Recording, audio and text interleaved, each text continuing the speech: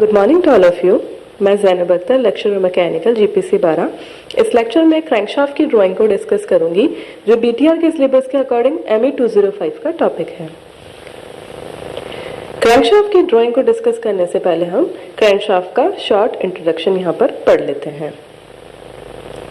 Crankshaft engine का वो part होता है जो रेसिप्रोकेटिंग मोशन को रोटरी मोशन में कन्वर्ट कर देता है। इसे मेन बियरिंग के थ्रू इंजन के ब्लॉक में लगाया जाता है। क्रैंकशाफ्ट एक ऐसी शाफ्ट होती है जिसमें क्रैंक और क्रैंक पिन्स को सीरीज में लगाया जाता है। क्रैंकशाफ्ट में मेन शाफ्ट के अतिरिक्त कनेक्टिंग रॉड के बिग एंड्स को कनेक्ट करने के लिए एडिशनल बियरिंग सरफेसेस लगी होती हैं। इनकी एक्सिस मेन शाफ्ट की एक्सिस से थोड़ी डिस्टेंस पर होती है। इसको हम डायग्राम में देख सकते हैं यहाँ पर कि किस तरह से हमारी मेन शाफ्ट और हमारी कनेक्टिंग रॉड शाफ्ट यहाँ पर सिचुएटेड है। क्रैंकशाफ्ट के एक एंड पर फ्लाई व्हील लगी हुई होती है और दूसरे एंड पर हम वॉल टाइमिंग गियरिंग सिस्टम को लगा देते हैं।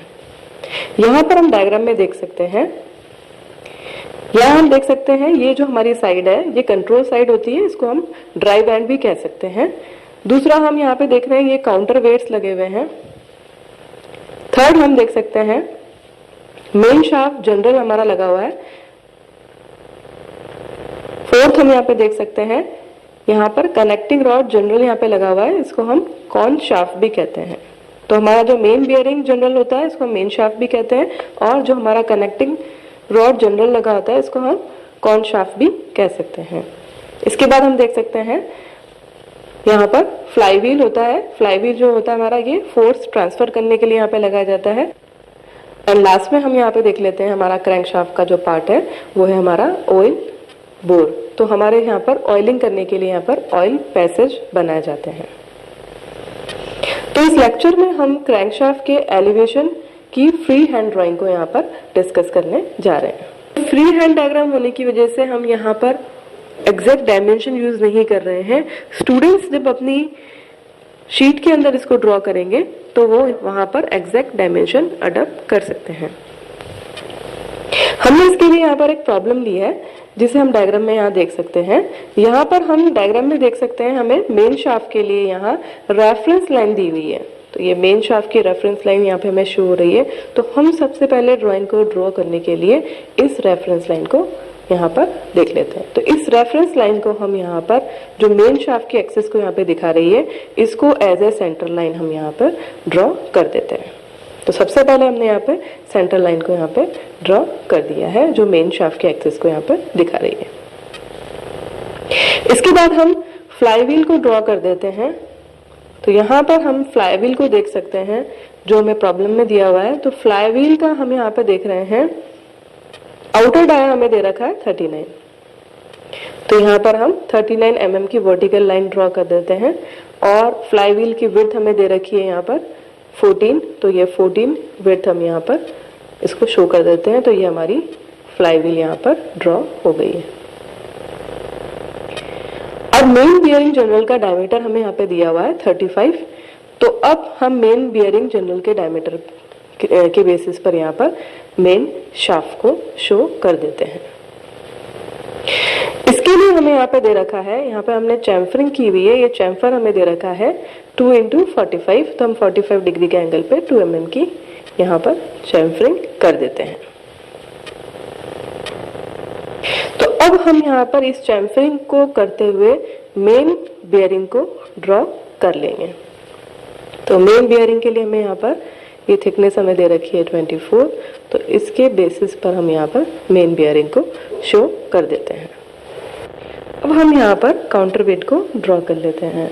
तो काउंटर वेट की विड्थ हम यहाँ पे देख सकते हैं, ये हमें दे रखी है 13, लेकिन काउंटर वेट की लेंथ हमें दे नहीं रखी है।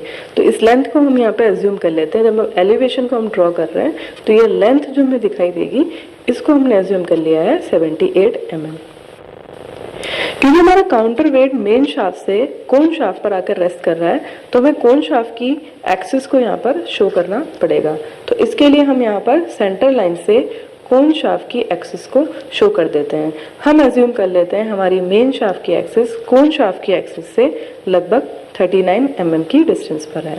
तो हमने मेन शाफ्ट से 39 mm की डिस्टेंस पे यहाँ पर सेंटर लाइन ड्रॉ कर दी है जो कोन शाफ्ट की एक्सिस को दिखा रही है।